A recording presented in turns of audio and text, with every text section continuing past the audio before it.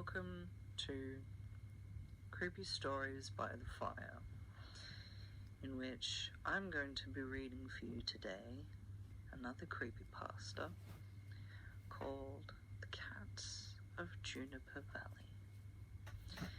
Estimated reading time is 23 minutes, but I always drag it out because I read so very slowly. So let's begin. They put up a tall fence covered with black tar and topped by barbed wire, surrounding Lake Colette at the center of Juniper Valley, so that no one could see what they were doing. 2 of the 3 local cop cars were stationed 24/7 at either end, one to the east, one to the west. This all went on for 3 days, while some unknown official body did what needed to be done. Then, overnight, the black barbed wire fence was gone, replaced with one of the normal chain link variety.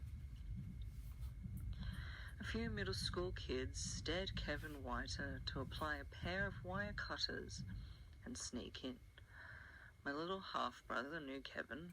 The kid claimed to have seen unmarked vans and a bevy of sunglass-wearing government agents with automatic weapons surrounding a team of scientists in hazelnut suits, dragging the carcass of a monster out of the water. The monster had 10 legs, the skin of an alligator, and the body of a squid, or the body of a shark, or matted fur, or feathers, or teeth. It changed per telling, and it was all bullshit. I'm guessing Kevin Whiter either chickened out before doing the deed, or else was picked up by the cops as soon as he approached the fence. At the end of the 3 days, some early risers in Juniper Valley reported witnessing unmarked cars heading east on Skylark Road towards the hallway, an Air Force base, and the Palmaid Airport. Whatever government agency was operated behind the blockade, searching the lake, they were gone without a trace by the time the sun was up. And whatever they found, they weren't telling. The cops were clueless. All they told us townsfolk was that due to a bacterial infestation, we were not to swim in the lake until further notice. I will never swim in that lake again, and I hope to God they killed them all.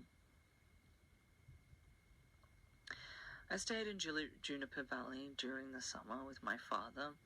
He and my stepmother loved it there, loved the isolation and the small town lifestyle. Though I would hesitate to even call Juniper Valley a town. It's an unincorporated cluster of ranch-style homes planted like a pimple amongst the Sierra Pelona Mountains. In the 90s, the population of Juniper Valley and the surrounding hills was 800 and change. There was one Several store in town, one gas station, one church, and one dirty little inn with a bar or restaurant. Anything else one might need could be found in Palmdale, a 45-minute drive east, through miles of gridded power lines and golden flatland dotted with silos and scrap metal. The town resembles a bowl, with Lake Colette at the basin and the streets and houses arranged around the edges, along the slopes of the surrounding hills. Calling Lake Colette a lake is also stretching things a little bit. It's a sag pond, right on the San Andreas Fault, which cuts straight through Juniper Valley. During droughts, Lake Colette would drain to a glorified puddle, a mossy marsh of waist-high weeds. There were quite a few rainy years during my childhood. Lake Colette would remain a proper body of water then, even in the midst of the hot, dry summer. I'd look out my bedroom window at the lake below, the dim circles of light cast by the 2 street lamps on Skylark Road, pitch black like a tar pit. On moonless nights it seemed depthless, and I felt as though it could be a kilometers deep well, a black hole. It could suck me in, swallow me whole.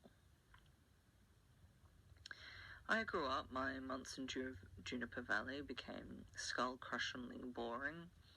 My dad and stepmother worked, my half-siblings went to summer school, and my friends were 70 miles away. The nearest library was almost as far, and the rabbit-eared TV picked up 3 channels: local access from Palmdale, the Bible channel, and assorted infomercials. It was my step-grandmother who told me about the Willfell Animal Sanctuary.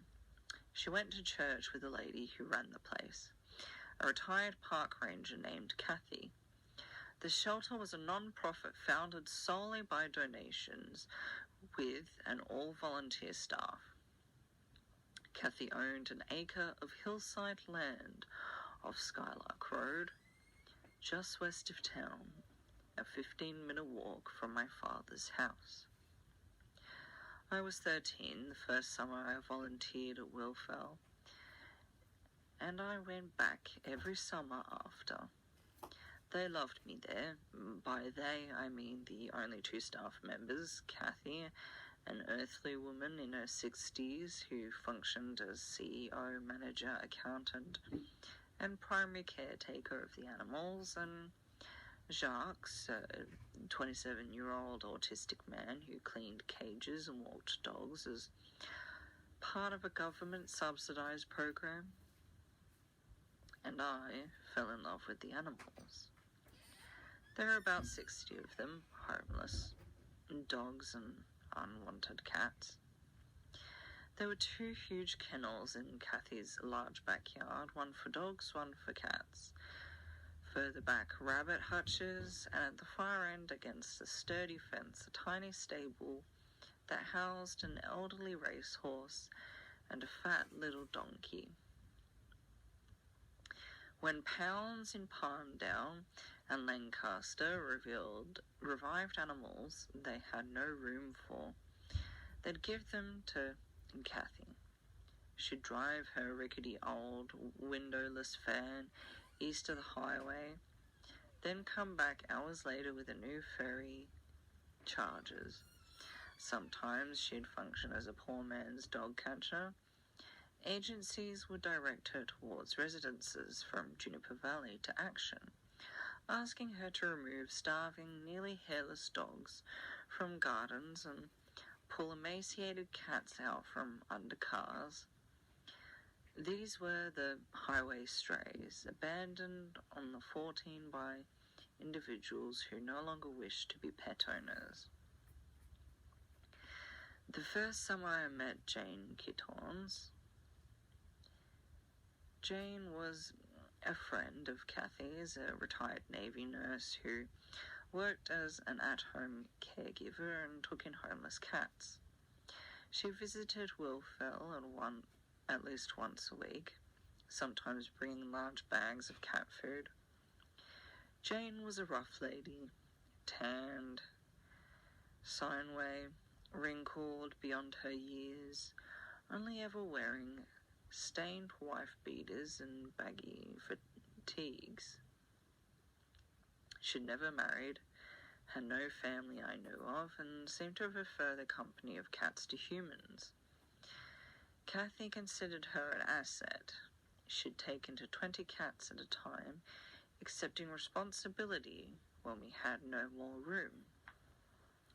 She owned a half-acre a few miles southwest of town, off a shabby two-lane road called Oak Tree Lane. Oak Tree Lane snakes between grey-green hills before dead-ending deep at the Angeles National Forest.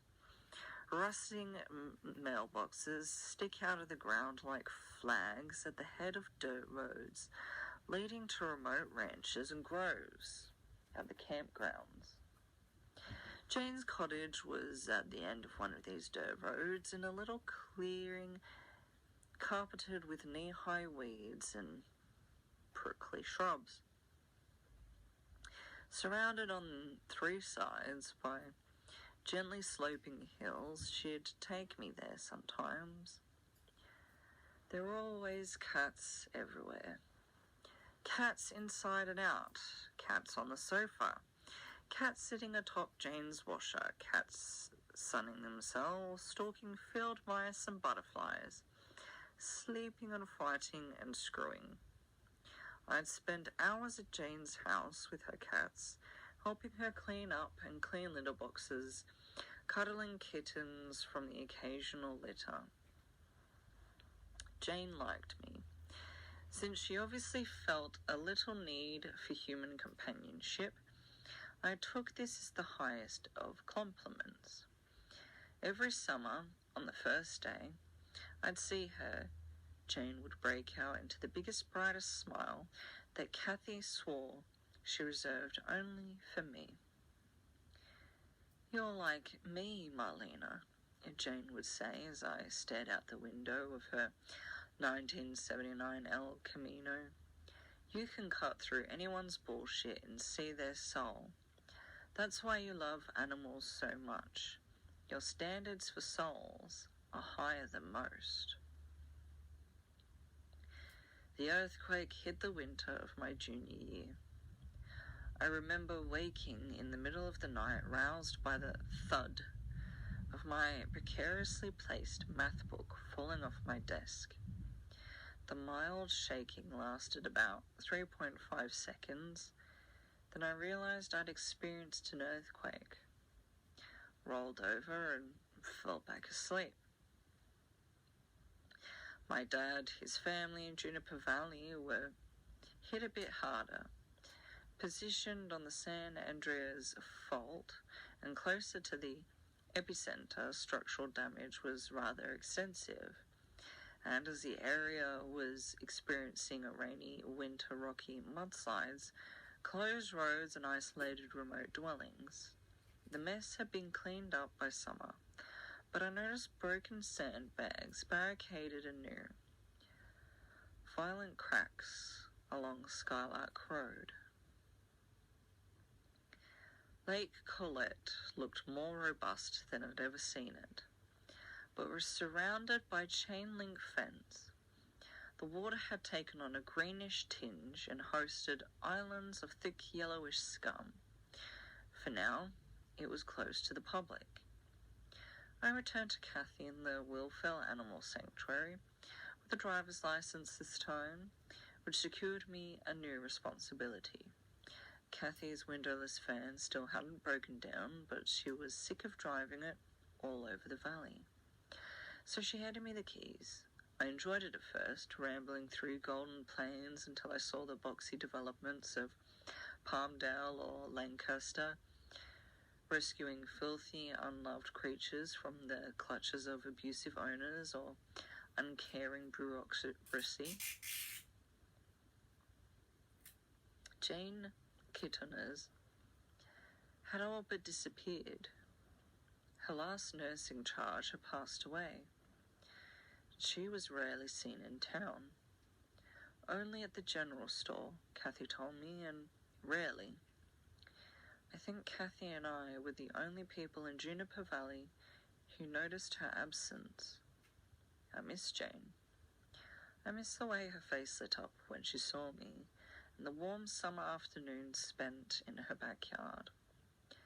I called her landline once. It had been disconnected. Soon, the cats started appearing. My third day back, I was sitting in Kathy's office when I received a phone call from a talkative old lady in town. There was a cat in her backyard. It had been sitting in the lower branches of her oak tree for hours. "I think it's someone's pet," she said. "It's too chubby to be a stray." This, in and of itself, was not an extraordinary event. Everyone in town knew Kathy ran a shelter and would infrequently call her in lieu of animal control when an unknown animal became a bother.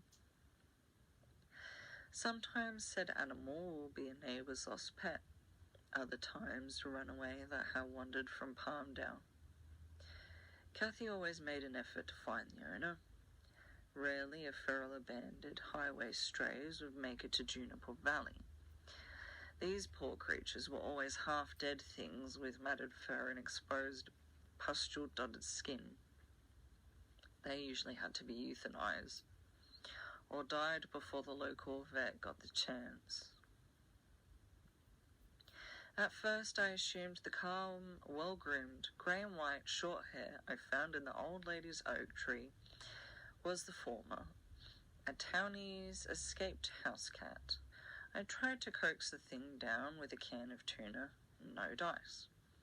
It wasn't remotely interested in the food.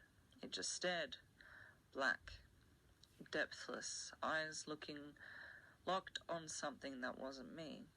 I stood, tuna can in my outstretched hand, looking like an idiot for 5 frustrating minutes before giving up and going to the van to grab Kathy's net. When I got back, the cat was gone. I never saw it again. It bothered me all night. It was like the cat had been messing with me. And it happened again and again. Homeowner after Juniper Valley homeowner called Will Fell and asking us to remove a cat from their property. Always cats. Always different cats. I don't think I ever saw the same one twice. The homeowner always insisted he or she had never seen the animal before, and they never had collars. They always appeared well-fed, if not overfed. Their fur, though not show quality, was thick and intact. It became troubling. Juniper Valley had a population of 842. It was located 45 minutes from the nearest town and surrounded on 3 sides by hills and forest. Everyone knew everyone else's pets, and the sudden appearance of so many unaccounted for cats was mysterious, to say the least. And these cats were not like any cats I'd ever seen before. They liked fresh water. I'd find them sitting in fountains and kiddie pools. They didn't seem to like the sun. They'd come out at night or else be found in some shade, dark enclosed space. They were silent, never hissing or meowing. They were really, really good at getting in and out of places. I found one curled up in the back of a lady's car. Though she admitted she'd left the door unlocked, the physical act of opening and closing the door should have been impossible for a creature with only paws at its disposal. They were smart, supernaturally smart at times. I fell under the disturbing impression that the cat was taunting me. I'd be setting up some trap or extending the net. The cat would sit there, calm and cool, watching intently. There'd be a minute in which I'd have some semblance of hope. I'd finally catch the thing this time, and then the cat would dart out of my grasp, or vanish the moment I turned my back. The weirdest part was, once or twice, the cat stopped before running off and looking at me. I could swear it was laughing. And they all shared the same icy, emotionless black eyes. I wish they didn't remind me so much of the empty eyes staring from the euthanized corpses I saw at Willfell. Finally, I caught one. It was early July. I was quite pleased with my cunning. I brought one of those huge plastic storage tubs from the general store, filled it with water, stuck it in the back of the van, and waited for my feline quarry, a large pug-faced tabby this time. After an hour of holding in the cab, the cat climbed down from the roof where it found it and into the waiting reservoir. I raced to the back, slammed the van doors, donned leather gloves, and prepared for a hissing, clawing fight. But surprisingly, the cat didn't struggle at all. It was fully submerged in the water, curled up on the bottom of the container like a rock. I picked it up, shoved it in a cage, dumped out the water, and drove. It wasn't until I was halfway to Willfell that I noticed a smell. Once, my 9-year-old son dropped his fish stick in the back of my car and forgot about it. A humid summer week later, my car smelled just like that cat had. When we got there, the chubby tabby put up about as much of a fight as I had in the van. I didn't hold it for long. Years of experience with scared animals taught me that the less time spent with the claws inches from my face, the better. But the short span of time the cat was in my hands was enough to make me seriously uncomfortable. It was heavy and somehow doughy. My hand sunk into its flesh like silly putty, and it was cold. I left the cat in the quarantine cage in Kathy's office. We usually only use the cage for animals that were obviously ill, which the tabby was not, but there was just something wrong with this cat, like it shouldn't be mixed with others of its species. I gave it bowls of kibble and water, then sat down at the desk to fill out an application for a grant. Kathy was gone for the weekend, visiting her sister in Bakersfield. Jacques was in the back, cleaning out the pony stall. I couldn't concentrate, not with the cat there. I looked over my shoulder every other minute. Each time I'd see the same thing. The flat-faced tabby sitting in its water bowl, staring at me. It never blinked. It never moved. It didn't even appear to breathe. The rotting, fishy odor filled the room. Finally, I cracked. I double-checked the latch on the cat's cage, locked the office door, and pretended to be busy feeding the dogs. I called the vet and asked if he could come by and take a look at the feline, but he said he wouldn't be able to for another week. The next morning, I found the office window wide open, the quarantine cage open, and the cat gone. I wasn't disappointed. Not long after that, everyone started talking about the little Charlie Henderson. Charlie was 12 and had been skateboarding alone. Shortly before midnight, in the parking lot by Lake Colette. The lake was still scum-covered and fenced off, and the occupants of the nearest homes had long since packed it in for the night. The way he told it, Charles had been approached by a cat. He bent over to pet it, and the cat danced away, leading him to a grove of trees behind the lake. He followed the cat, then suddenly he was attacked by a small army of cats. They jumped from the trees and emerged from the shadows, latching onto his clothing and limbs and dragging him towards a hole in the fence. If a lost car hadn't pulled into the parking lot and turned around, causing the cats to scatter and giving him time to run away, well, who knows what they would have done with him. No one believed him, of course. Everyone assumed he'd been attacked by maybe one feral cat and his imagination had taken over. because cats don't corner people and jump them. That takes organization and planning, intelligence not possessed by house pets. And his story got weird too. He claimed one of the cats had stretched itself like silly putty and grew an opposable thumb. Then Jane came back. It was a cloudy afternoon, and I was taking advantage of the slight cool down to deep clean the dog kennel. Kathy was gone again in Riverside, watching her granddaughter play softball. I was busy scraping dried dog crap off the concrete when Jacques ran out to tell me there was a lady asking for me.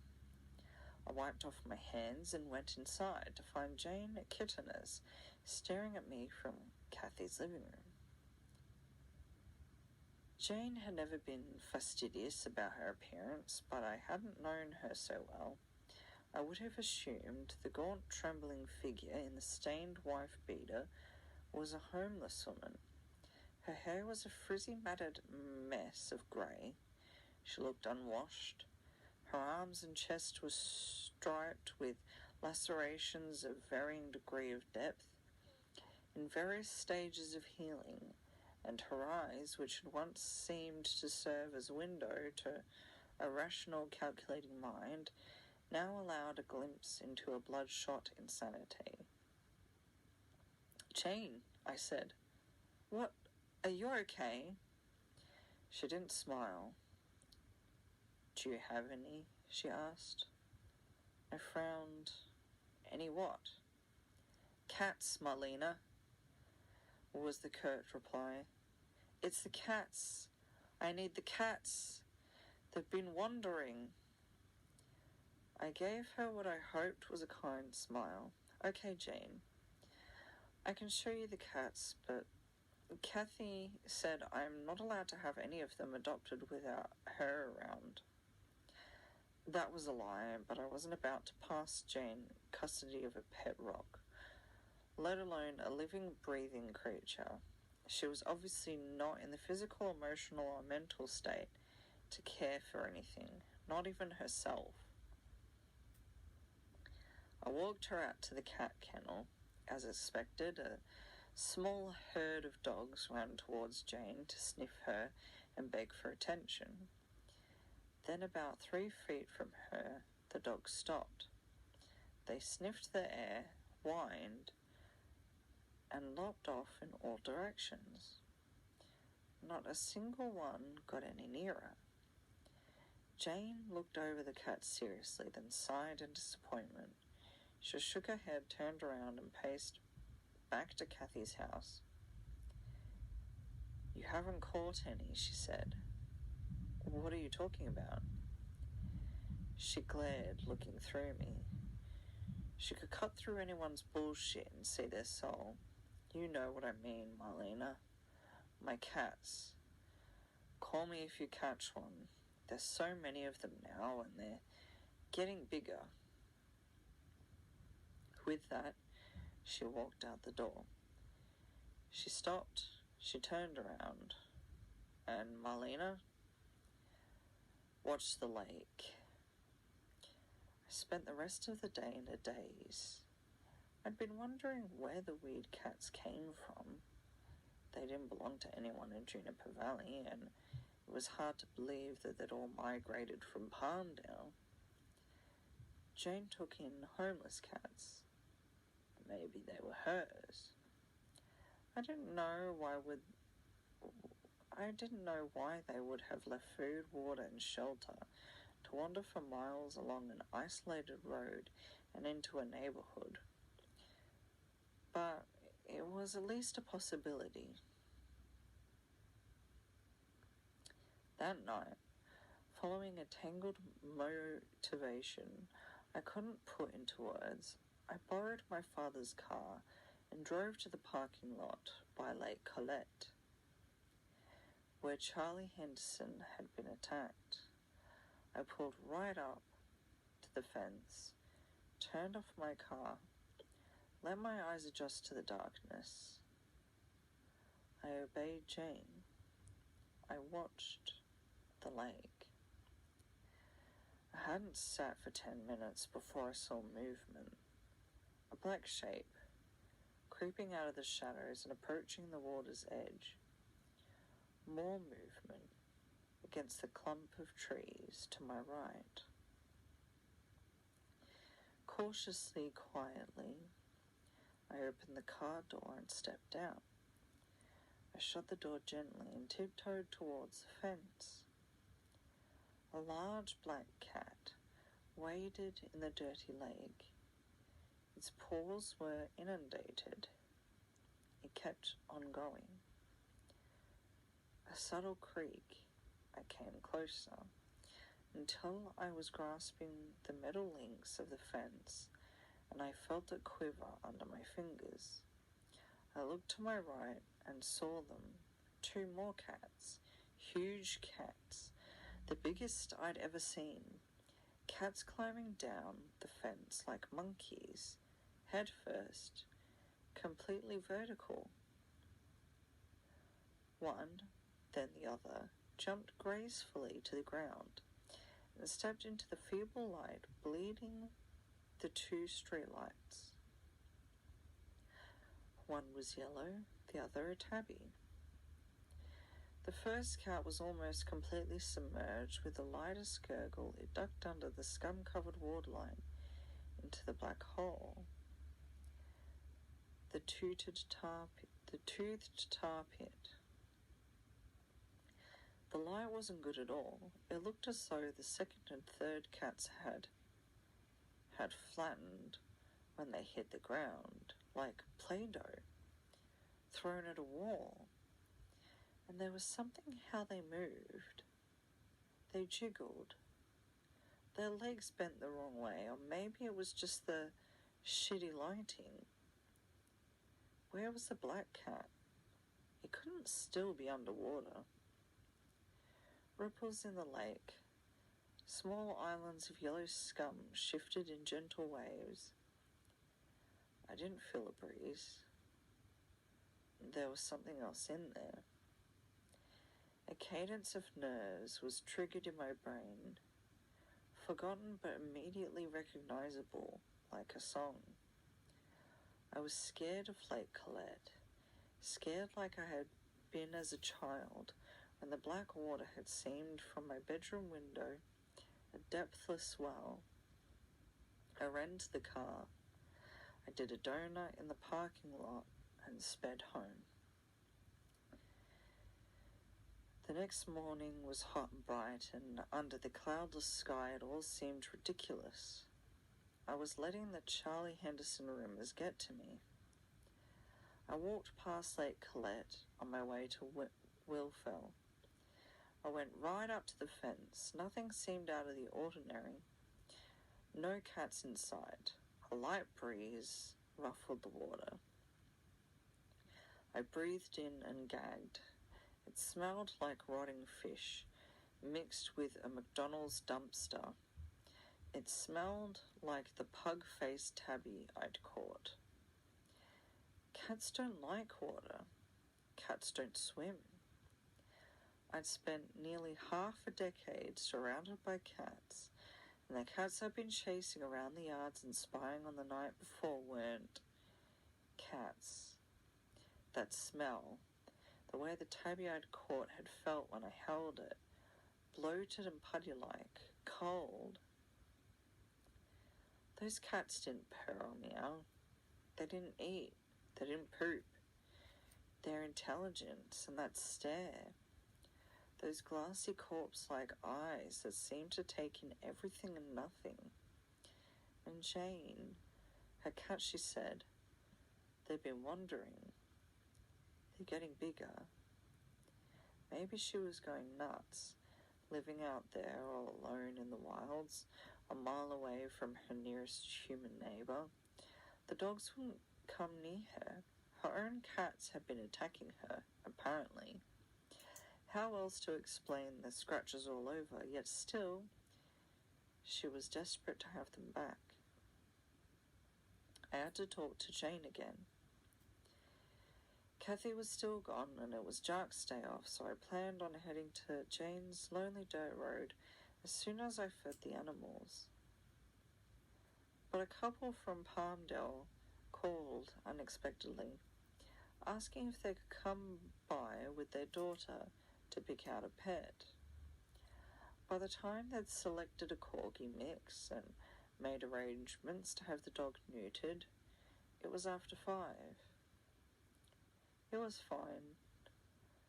It was still light out. I locked up and grabbed the keys to the van and made my way into the hills.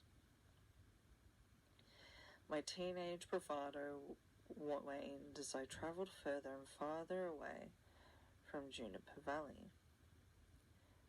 There's no defined town line, but when you reach the intersection of Skylark and Oak Tree Lane, you're essentially watching civilization shrink in your rearview mirror. I'd forgotten just how far away Jane's shack was from everything, and just how desolate and lonely the mountain road became. I didn't see a single other car the whole time. Finally, I came to the rusted blue mailbox with Jane's number on the side. I turned on the dirt road. The van jerked violently as I climbed up the hill. When I reached the apex, I saw Jane's shack. Carefully, foot on the brake, I made my way to the valley. It didn't look like Jane was home. There was no light coming from the windows. I pulled up close into the driveway past the house to the carport in the back. The back door was wide open, and Jane's El Camino was there. The cats weren't. No cats lounging in piles by the stairs, none prowling around the yard. I'd never been within a quarter mile of the house, day or night, rain or shine, without seeing at least a few cats. I pulled beside Jane's car, climbed out of the van, strolled into the backyard. Jane's empty property looked lovely in the approaching dusk. Tall grass surrounded by gentle golden hills, spindly naked trees reaching from the heavens, majestic firs meeting fluffy white clouds like an Old West movie backdrop. She must have been hiding in the house. She must have crept up behind me, because I don't remember feeling the blow. I woke up lying in cool, moist dirt. I was looking at water. Lake Colette? No, I saw nothing but hills and foliage in the distance. Where the fuck was I? I sat up, my head spun. I felt blood in my hair. I was sitting on the bank of a small pond. The water was greenish and thick with algae, covered in a thick yellow scum. I took a breath and lurched. The smell, rotting fish, rotting flesh, fast food dumpster, stronger than I'd ever smelled it before. The water moved. Something was emerging a few feet in front of me, swimming to shore.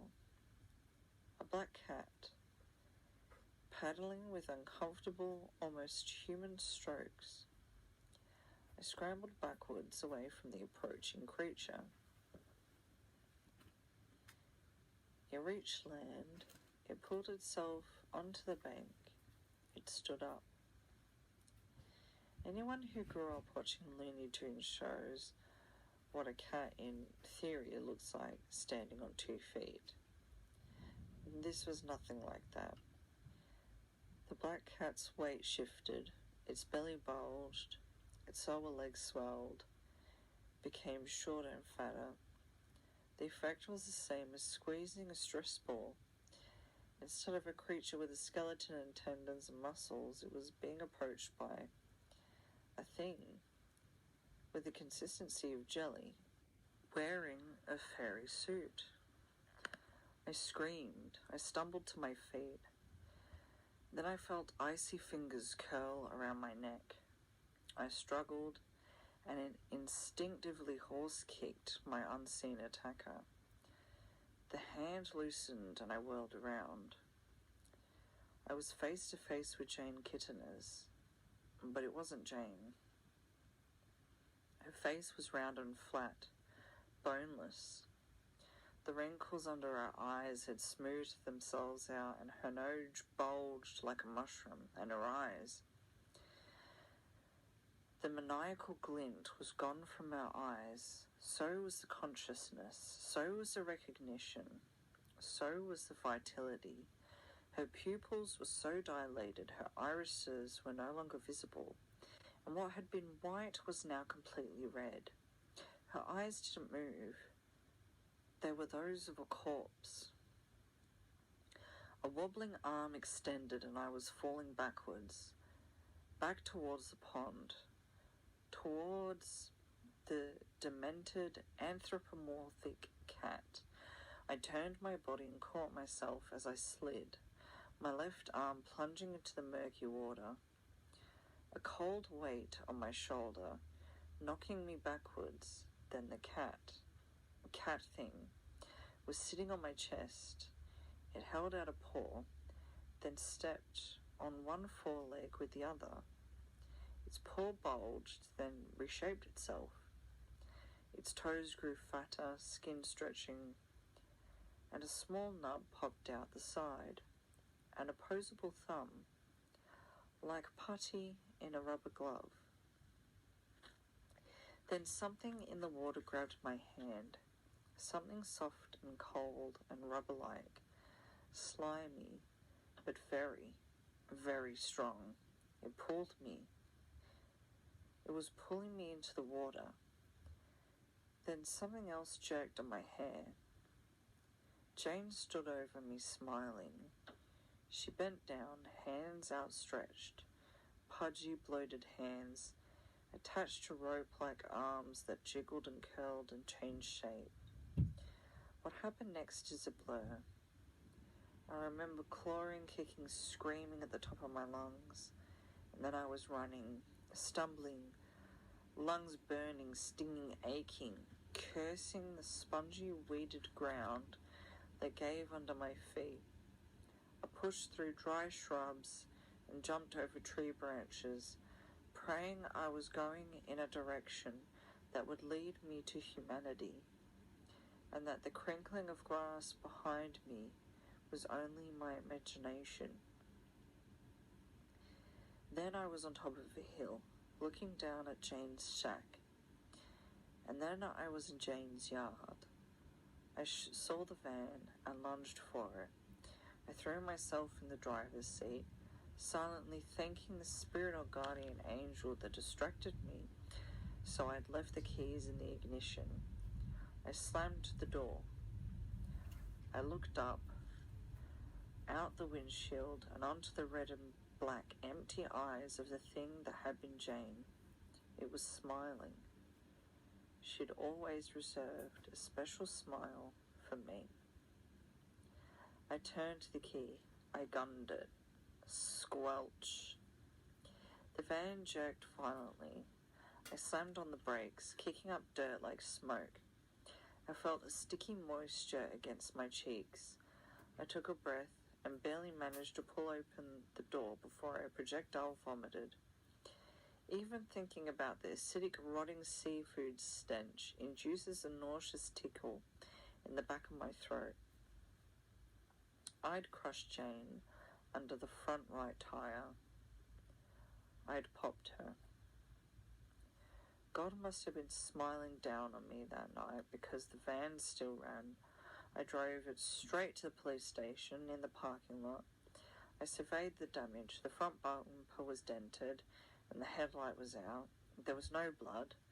The mangled metal was splattered with glossy, opaque white goo. I was almost completely honest with the sleepy-eyed desk cop. I said that Jane tried to drown me in the hills behind her home, chased me to the van, and then I ran her over. but I left out the part where the body had taken on the properties of pastor and silly putty. The cop asked sarcastically if I'd been doing any drugs, but radioed a car to the side. Over the next week, I was questioned multiple times by police. Their questions became increasingly bizarre to the point where they were asking about toxic chemicals and lights in the sky, seriously, and whether I was or had ever been involved with a heavy metal band and or witch cult. This was the late 90s. I was chastised for driving down a lonely back road alone to approach a crazy woman, but I was never charged with a crime. The cops were cagey, but they'd found something. By the next morning, Oak Tree Lane was blocked off by the county sheriffs, and the inhabitants of the hills had been roughly evacuated with no explanation. Then came more sheriffs. Then the unmarked cars.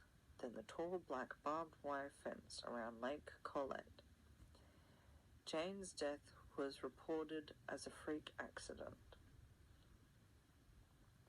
I tried to forget.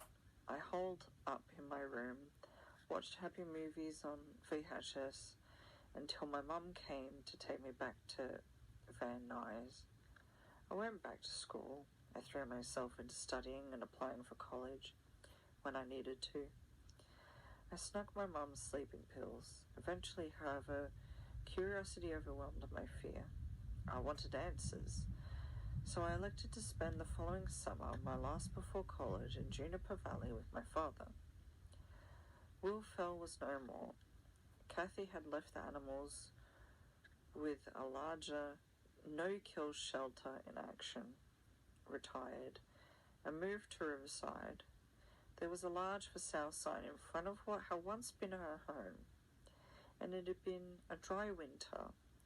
The chain-link fence, broken and bent, still surrounded Lake Colette, but the lake was a little more than a puddle.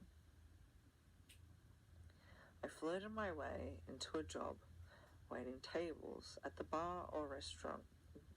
They weren't great with checking IDs. I spent my nights serving burgers to bored townies, trying to strike up conversations about the strange events of the previous summer. The shadowy agent, the fence, the crazy cat lady.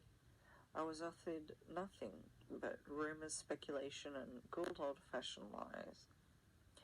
Finally, I met a man named Aaron. He was in his 20s, chubby and socially awkward. He worked as a counsellor at camp for disabled children. He talked about Dungeons and Dragons a little bit too much, and his uncle was a local cop. It was a slow night. I shot the shit with Aaron for a while, and then I asked him if he heard about the crazy cat lady who died last year. He played it off like a tabloid headline. What crazy? Oh, that lady. He laughed nervously. Yeah, I heard about her. They found her body and drained some pond in the hills, and all her cats were missing. That's about it. But I noticed his eyes widen and his hands tremble. I guess I got lucky. Aaron's cop uncle apparently had a weakness for Jack Daniels and a tendency to ignore police confidentiality when drunk. And that weakness must have been genetic, because a sloppy, giggly hour later, Aaron was singing like a canary. The night Jane had tried to kill me, 2 cops had been dispatched to her home off Oak Tree Lane, expecting to find an empty bottle of Everclear and a discarded bag of shrooms. Instead, they found what had been Jane Kittiner's. Pieces of her were scattered across the ground like debris. They radioed for backup, and a small posse sent the remainder of the night on a scavenger hunt for the vital organs. They found skin, plenty of skin. The piece that once covered her back was folded up, torn white tank top. Her bones and organs seemed strangely melted, as though pulled from a vat of acid or digested. It was like one officer had said, Jane had been skinned from the inside, then filled with acidic goo like a water balloon. Everything was coated in white, translucent jelly substance. The officers had taken a sample to be tested, but by the next morning it had evaporated into a powdery white stain. The big guns were called in, sheriffs, agents from multiple government divisions. He couldn't say who exactly. The local cops had been pushed out of the investigation by that point. He had heard that upon searching Jane's property they found an axe, multiple firearms, boxes of ammo, and 10 cat skins buried a foot and a half deep in the backyard, mostly with their heads detached and all coated in this familiar white powder. They scoured the hills behind Jane's property and they found the pond, the small sag pond that, according to the land surveying reports, had not existed before the earthquake. And the rains of the previous winter, they drained it. At the bottom, they found 24 more cat skins. The insides were all gone, yet the skins were unmarred. At no point had they been cut apart or sewn together. Again, it appeared as if something had eaten or dissolved all the blood, bones, and vital organs, except for the teeth and the eyeballs. The eyeballs were left intact to stare hauntingly into oblivion. After this discovery, they dragged Lake Colette as well. Aaron didn't know what they found there. The lake was thoroughly searched, and even after the government agents left, the citizens of Juniper Valley were urged to stay away. It's been nearly 20 years. I'm a veterinarian now, a divorcee, a mother. I've done some digging, spent hours in corners of the internet where I've seen things I can't unsee, made some new friends, but I still don't have answers. I don't know what changed Jane's cats that summer. Were they infected, usurped, possessed? I think it was something in the water. Hyper-intelligent blob-like things that had lain dormant for years, brought to the surface by the earthquake, revived by the water, unable to invade the bodies of other creatures. Jane had allowed her cats to wander the hills. The cats had found the pond. They leaned into the lane, take a drink. Maybe the blob-like things drowned them first, then got inside them via mouth or anus, and digested their unfortunate victims from the inside out. Then they wore the skins like wetsuits. To exit the water, perhaps. Maybe their bodies were weak against air and sunlight, to look for more prey. Or to look for replacements. Skin and eyes decompose eventually. But as they consumed cat after cat, they grew too big to stay in the sag pond. They needed a bigger body of fresh water to make their home. Lake Colette. They grew too big to fit inside a cat skin. They needed clothes in a larger size. They needed humans. Little Charlie Henderson, and Jane. Jane figured it out before anyone. Jane, who could cut through bullshit and see a naked soul, realized some of her cats no longer had one. So she chased them down. She killed all she could. God knows how many there were. The 10 she killed. How many more? Finally they got her. It found me, knocked me out, dragged me to the pond's edge. I was going to be its next outfit, its next meal. But this is all conjure, my opinion. All those years ago, I told Aaron, the chubby camp counselor, everything. He listened, eyes widening, but never doubting.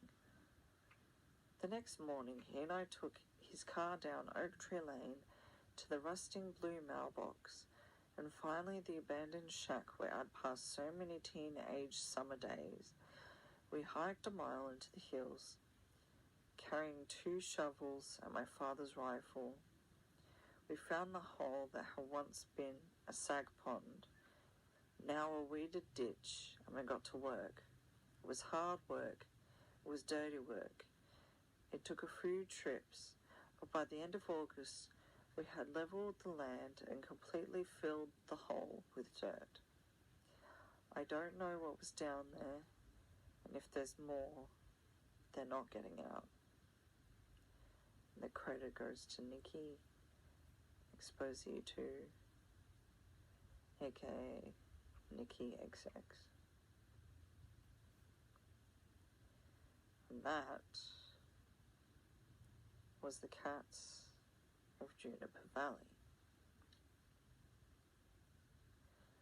I hope you enjoyed, and I hope you have sweet dreams.